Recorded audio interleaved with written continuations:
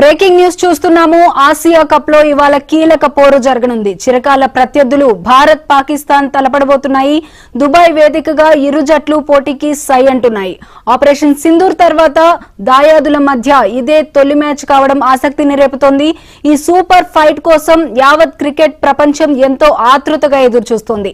Group ఏలో భాగంగా తొలి మ్యాచ్ లో యుఏఈపై 9 వికెట్ల తేడాతో ఘన విజయం సాధించి ఫుల్ జోష్ లో ఉంది టీమిండియా.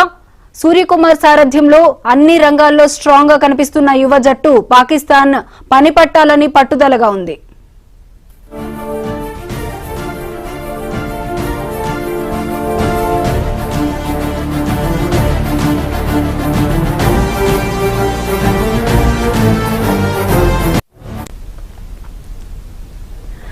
అభిషేక్ శర్మ, శుభ్మన్ గిల్, సూర్యకుమార్ యాదవ్, సంజు శాంసన్, శివం దూటే, హార్దిక్ పాండ్యాతో కూడిన బ్యాటింగ్ ఆర్డర్ బలంగా కనిపిస్తోంది. బౌలింగ్ విభాగంలో బూమ్రా, కుల్దీప్ యాదవ్, వరుణ్ చక్రవర్తి సత్తా చాటాలని ఉవ్విళ్లూరుతున్నారు. కెప్టెన్ సల్మాన్ ఆఘా నేతృత్వంలో పాకిస్తాన్ బరిలోకి దిగుతోంది. ఒమన్ పై భారీ విజయం సాధించిన దాయాది జట్టు టీమిండియాపై ఒత్తిడిని అధిగమించాలని భావిస్తోంది.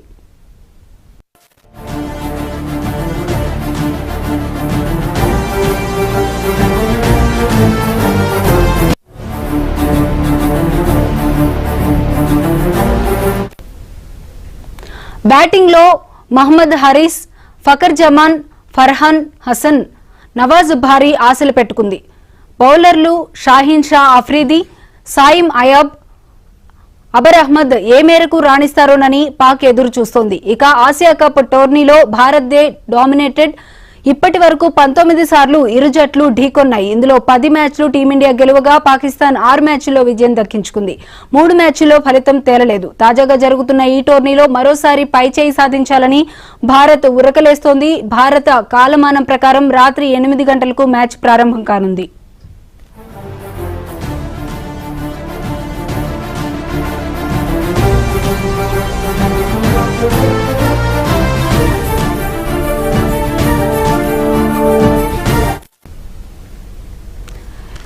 ఇక ఇండియా పాకిస్తాన్ మ్యాచ్ కి సంబంధించి మరింత సమాచారం మా ప్రతినిధి గురుప్రసాద్ ఫోన్ లైన్ ద్వారా అందిస్తారు. గురుప్రసాద్, చెప్పండి.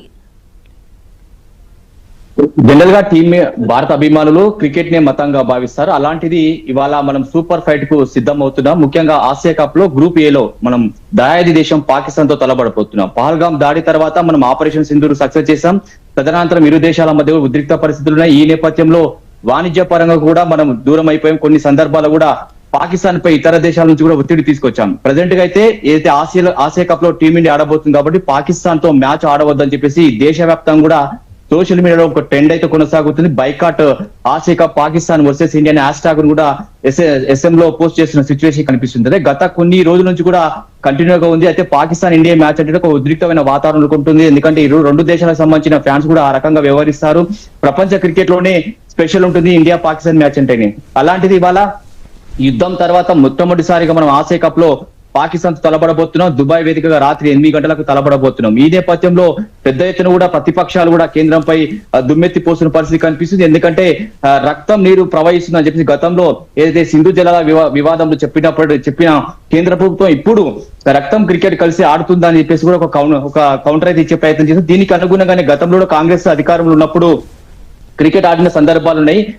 కేవలం క్రికెట్ తోనే ముడిపెట్టాలని చెప్తున్నారు. ఎందుకంటే ఐసీసీ నిబంధనల ప్రకారమే ఈ మ్యాచ్ ఆడాల్సి వస్తుంది. కాబట్టి డెఫినెట్ గా ద్వైపాక్షిక సిరీస్ మాత్రమే ఆడతారు. ఎందుకంటే మన తటస్థ వేదికలో మాత్రమే పాకిస్తాన్ తో తలపడుతున్నాం. కాబట్టి ఈ ఐసీసీ ఏసీసీ ఈవెంట్లు ఎత్తున మల్టీనేషనల్ ఈవెంట్లు ఆ ఈవెంట్లలో మనం ఆడతాం. కాబట్టి డెఫినెట్ గా ఎలాంటి ఇబ్బంది ఉండదు. ఒకవేళ మనం టోర్ నుంచి తప్పుకుంటే ఒక రకంగా చెప్పాలంటే బోర్డుకు చాలా నష్టం ఉంటుంది. అదేవిధంగా యావత్ క్రికెట్ ప్రపంచాన్ని కూడా ఆర్థికంగా ఇబ్బంది ఎదుర్కొనే అవకాశం ఉంది. కాబట్టి ఖచ్చితంగా ఐసీసీ ఈవెంట్స్ లకు తప్పనిసరి పాల్గొనాల్సిన అవసరం ఉంది. కాబట్టి డెఫినెట్లీ గా ఇవాళ మ్యాచ్ ఆడబోతుంది. అయితే బీసీసీ సంబంధించిన అధికారులు మాత్రం దుబాయ్ కి వెళ్లే అవకాశం లేదు. ఎందుకంటే గతంలో ఏదో పహల్గామ్ దాడికి ముందు మనం ఎన్నో సందర్భాల్లో పాకిస్తాన్ తో మ్యాచ్ కి సంబంధించి బీసీసీ అధికారులు కావచ్చు లేదా కేంద్రం నుంచి కూడా చాలా మంది కూడా వెళ్లి మ్యాచ్ చూసిన పరిస్థితి. కానీ ఇప్పుడు బీసీసీ అధికారులు మాత్రం ఈ మ్యాచ్ కు దూరం అవుతున్న పరిస్థితి కనిపిస్తుంది. అలాగే క్రికెట్ కూడా ఏదైతే టికెట్ల విషయంలో కూడా ఒకప్పుడు పాకిస్తాన్ ఇండియా మ్యాచ్ అంటే హాట్ కేక్ లో అమ్ముడుపోయి ఆన్లైన్ లో పెట్టిన గంట సేపట్లోనే అమ్ముడుపోయేది. కానీ ఇప్పుడు ఆ పరిస్థితి కనిపించలేదు. దుబాయ్ లో మరి ఏ విధంగా ఉండబోతుంది, అదే విధంగా యుద్ధం తర్వాత మనం అయితే ఆపరేషన్ సింధూర్ తర్వాత మనం మొట్టమొదటిసారి ఆ పాకిస్తాన్ తో ఆడుతున్నాం. అలాగే పాకిస్తాన్ సంబంధించిన ఫ్యాన్స్ కూడా దుబాయ్ లో పెద్ద ఎత్తున సపోర్ట్ గా ఉంటారు, మన ఇండియన్ ఫ్యాన్స్ ఉంటారు. సో ఒకే స్టేడియంలో ఇరు దేశాలకు సంబంధించిన ఫ్యాన్స్ కావచ్చు, ఆటగాళ్ళు కలిసి ఇవాళ మ్యాచ్ ఆడుతున్నప్పటికీ కూడా ఒక ఉద్రిక్త వాతావరణం, ఒక ఆసక్తికరంగా మారింది. ఏది ఏమైనప్పటికీ కూడా ఖచ్చితంగా ఆసియా కప్ లో మాత్రం టీమిండియా సూపర్ పర్ఫార్మెన్స్ కనబర్చాలని చూస్తుంది. ముఖ్యంగా ఎందుకంటే మనం గత మెయిన్ ఈవెంట్స్ లో కూడా పాకిస్తాన్ పై మనం డామినేట్ చేస్తూ వచ్చాం. ఆసియా కప్ లో కూడా మనం 19 సార్లు తలబడితే 10 సార్లు మనం గెలిచాం. కేవలం 6 సార్లు మాత్రం పాకిస్తాన్ విజయం సాధించింది. మూడు మ్యాచ్ లో మాత్రం ఫలితం తెలియదు. అదే డామినేషన్ కొనసాగుతుంది. అయితే యువ జట్టు మనకు చాలా స్ట్రాంగ్ గా కనిపిస్తుంది. రోహిత్ శర్మ అలాగే విరాట్ కోహ్లీ లేని యువ జట్టు